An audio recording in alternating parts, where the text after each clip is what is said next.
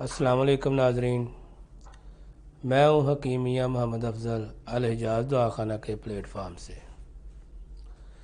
تو ناظرین، جس طرح سلسلہ وائز آپ کے ساتھ ہم بات چیت کر رہے ہیں انسانی سٹرکچر کے بارے میں، انسان کے اندر مختلف جو بیماریاں پیدا ہو جاتی ہیں ان کے بارے میں، اسی طرح آج ہم آپ کو آگاہی دیں گے کہ انسان کے اندر مردانہ قوت جو ہے وہ کیسے پیدا ہوتی ہے اور کیوں کر پیدا ہوتی ہے۔ تو انسانی باڈی کے اندر اللہ تعالیٰ نے 4 میجر آرگن پیدا کیے ہیں جن کو حکمت کی زبان میں اعضائے رئیسہ بولتے ہیں۔ نمبر 1 تلی، نمبر 2 دل، نمبر 3 جگر اور نمبر 4 دماغ ہے۔ تلی کے اندر دوستو مٹی پائی جاتی ہے، سردی پائی جاتی ہے، جسے صدا کا مقام بھی کہتے ہیں۔ اللہ تعالیٰ نے قرآن حکیم میں فرمایا ہے خلق الانسان من صلصال کالفخار وخلق الجان من مارج من نار۔ سورۃ الرحمن کے اندر اللہ تعالیٰ نے فرمایا ہے کہ اس انسان کو ہم نے کھڑکتی ہوئی مٹی سے پیدا کیا ہے اور جنات کو ہم نے آگ سے پیدا کیا ہے۔ تو تلی کے اندر جو مٹی پائی جاتی ہے جس سے انسان کی پیدائش ہوئی ہے، تو جب تک انسان کی تلی جو ہے وہ پاور میں نہیں ہوگی، انسان کی تلی جو ہے وہ صحت مند نہیں ہوگی اور ہماری غذا کو معدے سے جو جوس بنتا ہے، غذا کا جو جوہر بنتا ہے، اس کو یہ تلی ریسیو کرتی ہے، سک کرتی ہے۔ دیکھا نا، کئی لوگوں کی تلی جو ہے وہ پھول چکی ہے، کئی لوگوں کی تلی جو ہے وہ پھیل چکی ہے، کئی لوگوں کی تلی جو ہے وہ بڑھ چکی ہے، اس کا سائز بڑھ چکا ہے، اور کئی لوگوں کی تلی پر سویلنگ ہو جاتی ہے۔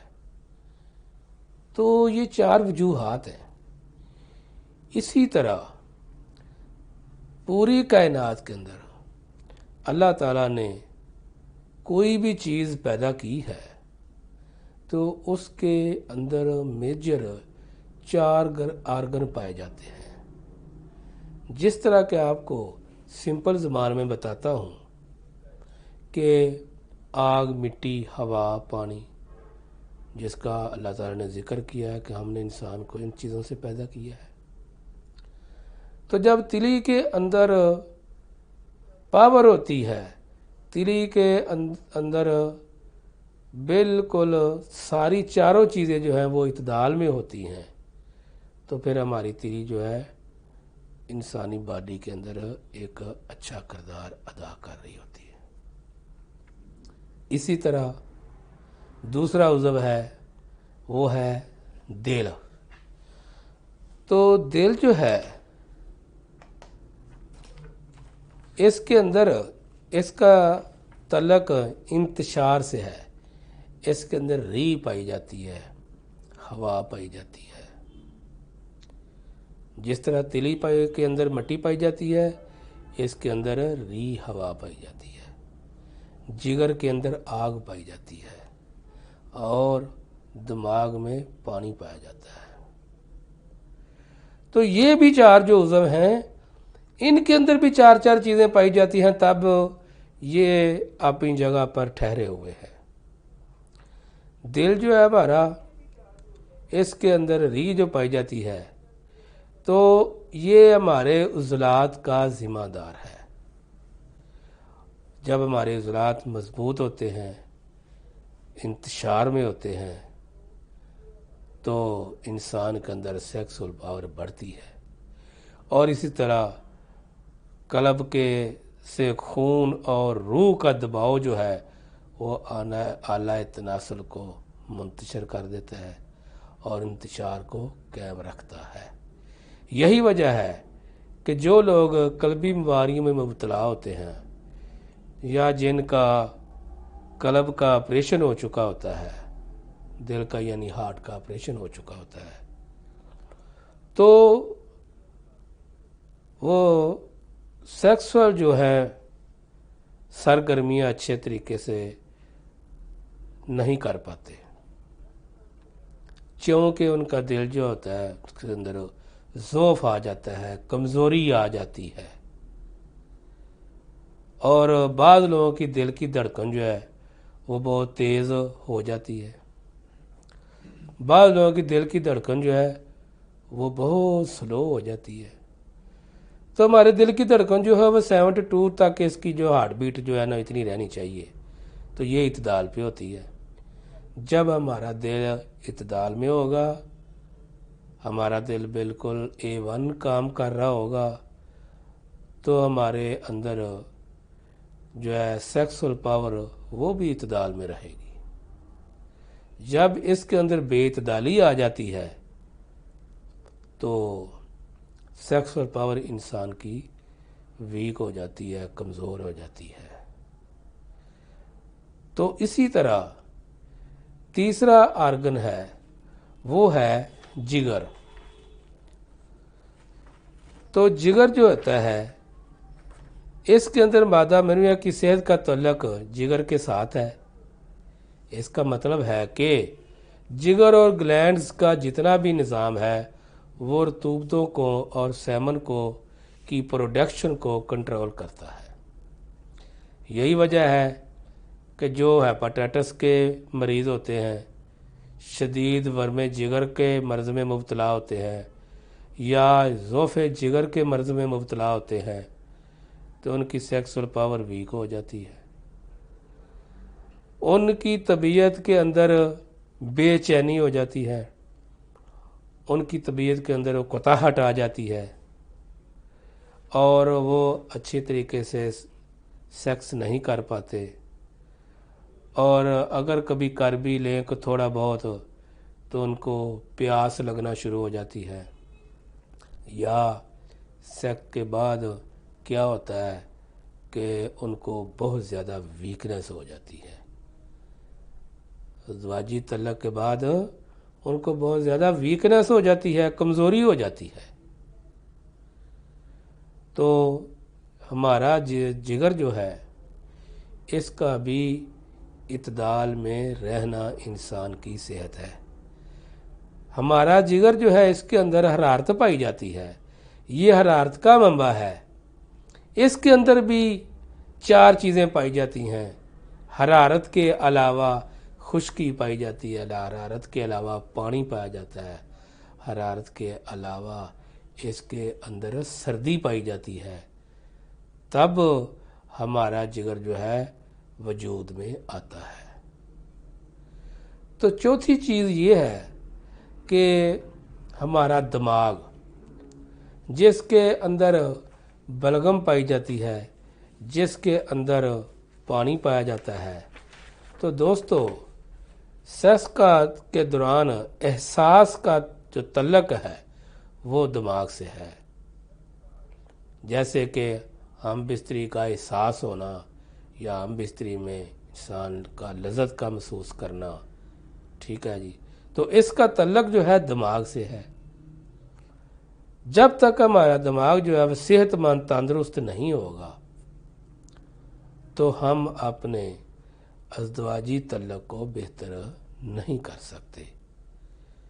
آپ نے دیکھا ہے کئی لوگ جو ہیں ان کو وہ نشے کی عادت بن چکی ہے، جب وہ نشہ کرنا شروع کر دیتے ہیں تو ان کا دماغ جو ہے وہ ڈسٹرب ہو جاتا ہے، نشے کی وجہ سے ان کا دل جو ہے وہ کمزور ہو جاتا ہے، हमारे उज़लात कमज़ोर हो जाते हैं, इंसानी पट्ठे कमज़ोर हो जाते हैं।